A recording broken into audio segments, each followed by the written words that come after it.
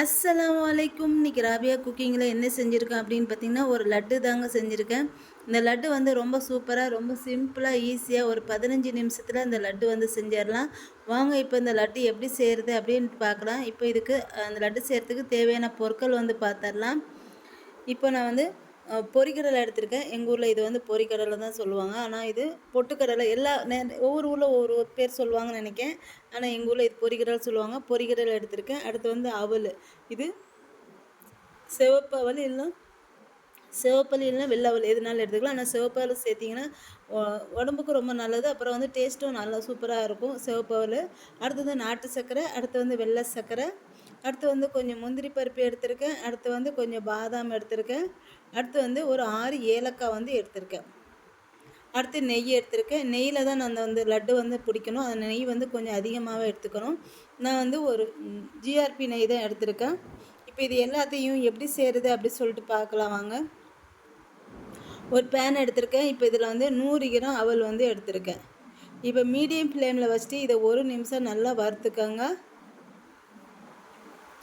இது வறுத்துட்டு இருக்கும்போதேட்டு இப்போ இதில் ஒரு 6 ஏலக்காய் வந்து சேர்த்துக்கிறேன். நான் வந்து சேர்த்துட்டு அதையும் சேர்த்து வறுத்துக்கோங்க. இப்போ ஏலக்காய் சேர்த்துட்டு இதை நல்லா மீடியம் ஃப்ளேம்லேட்டு ஒரு நிமிஷம் திரும்ப 1 நிமிஷம் வறுத்துக்கோங்க. ஆனால் இது வந்து கலர் வந்து சேஞ்ச் ஆகாமல் பார்த்துக்கோங்க. இப்போ இது வறுத்துட்டு இருக்கும்போது திரும்ப இதில் வந்து பொட்டுக்கடலை வந்து சேர்த்துக்கிறேன். பொட்டுக்கடலை எவ்வளோ சேர்க்குறேன் அப்படின்னு பார்த்தீங்கன்னா, ஒரு 200 கிராம் பொட்டுக்கடலை வந்து சேர்த்துக்கோங்க. இதோடையும் சேர்த்து வறுத்துக்கணும், பொட்டுக்கடலையும் சேர்த்து. இப்போ இதில் பொட்டுக்கடலை வந்து 200 கிராம் சேர்த்துக்கிறேன். இப்போ பொட்டுக்கடலை சேர்த்துட்டு திரும்ப வந்து ஒரு நிமிஷம் இதை வந்து மீடியம் ஃப்ளேமில் வந்து வச்சு வறுத்துக்கோங்க. கலர் வந்து பொட்டுக்கடலையும் சேஞ்ச் கலர் வந்து மாறிடக்கூடாது. 1 நிமிஷம் வறுத்தா போதும். இப்போ இதை ரெண்டையும் சேர்த்து நல்லா வறுத்துக்கலாம்.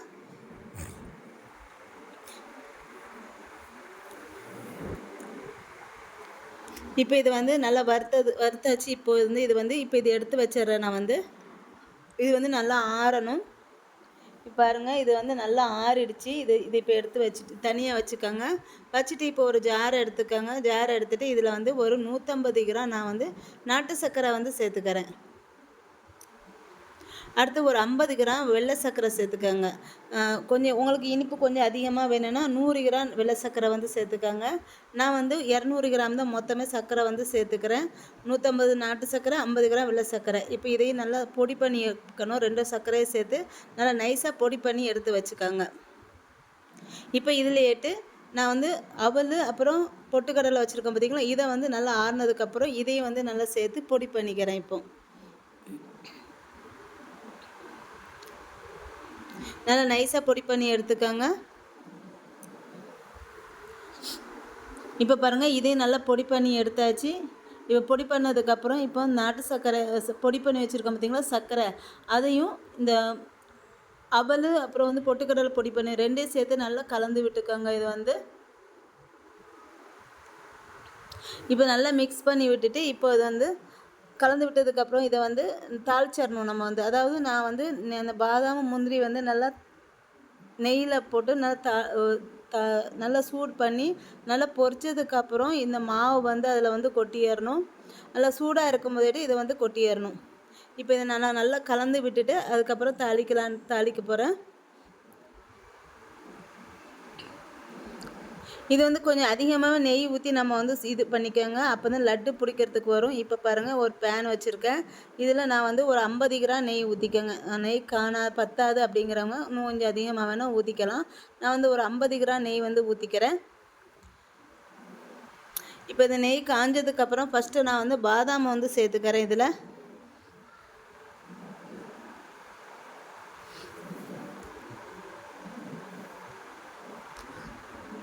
இப்போ நெய் வந்து நல்லா காஞ்சிருச்சு. இப்போ இதில் பாதாம் வந்து சேர்த்துறேன். பாதாம் எவ்வளோ சேர்க்குறேன்னா ஒரு 10-15 பாதாம் சேருங்க போதும். அந்த பாதாம் வந்து இந்த மாதிரி கட் பண்ணி வச்சுக்கோங்க. கட் பண்ணிவிட்டு சேர்த்துக்கோங்க. இப்போ இது வந்து கொஞ்சம் கலர் சேஞ்ச் ஆகுதுன்னு நல்லா பொரியணும் இந்த பாதாம் வந்து. அடுத்து இதுலேட்டு நான் முந்திரி பருப்பு வந்து சேர்த்துக்கிறேன். அதையும் சேர்த்து நல்லா பொரிச்சுக்கோங்க. நல்லா வறுத்துக்கோங்க.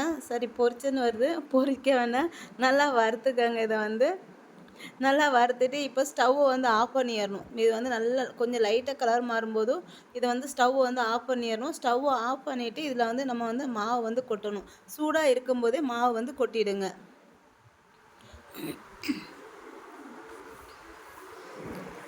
இப்போ மாவு வந்து சேர்த்துறேன். ஸ்டவ் ஆஃப் பண்ணியாச்சு. ஆஃப் பண்ணிவிட்டு இப்போ மாவு வந்து சேர்த்துறேன்.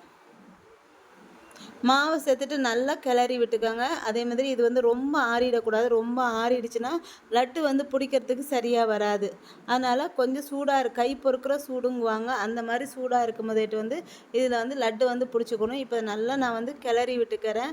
நல்லா கிளறி விட்டு நல்லா எல்லாமே கட்டி இல்லாமல் நல்லா கிளறி விட்டுட்டு நல்லா ஒன்று போல் மாவு வந்து ஆனதுக்கப்புறம் இப்போ இதில் வந்து லட்டு வந்து பிடிச்சிக்கலாம். பாருங்கள், இந்த மாதிரி இது கொஞ்சம் அதிகமாகவே சூடு இருக்குது. கொஞ்சம் சூடு வந்து ஆறிக்கணும்.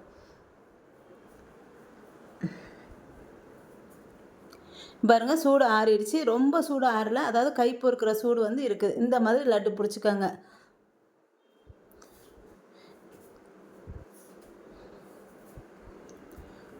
பாருங்கள், லட்டு பிடிக்கிறதுக்கு வந்து கொஞ்சம் இதாக இருக்கும். ஏன்னா நெய் வந்து பத்தாதுன்னு நினைக்கிறேன். அதனால் நான் வந்து திரும்ப வந்து கொஞ்சம் வந்து நெய் வந்து ஊற்றிட்டு அதுக்கப்புறம் வந்து திரும்ப வந்து லட்டு வந்து நான் பிடிச்சிக்கிறேன்.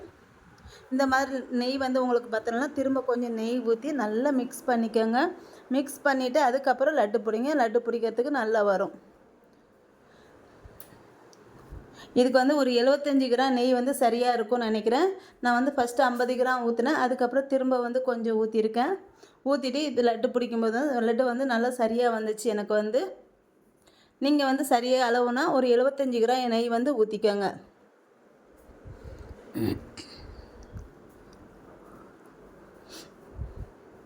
அது நெய் பத்தலைன்னா லட்டு வந்து உடஞ்சிக்கிட்டே இருக்கும். பிடிக்க சரியாகவே வராது.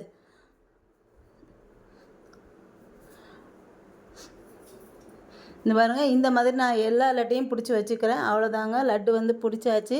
ரொம்ப டேஸ்ட்டாக சூப்பராக இருக்கும். ரொம்ப ஆரோக்கியம் கூட. இது வந்து 15 நிமிஷத்தில் வந்து இந்த லட்டு வந்து செஞ்சிடலாம். என்னோட இந்த வீடியோ உங்களுக்கு பிடிச்சிருந்தா லைக் அண்ட் கமெண்ட் ஷேர் பண்ணிக்கோங்க. என்னோட சேனலை மறக்காமல் சப்ஸ்கிரைப்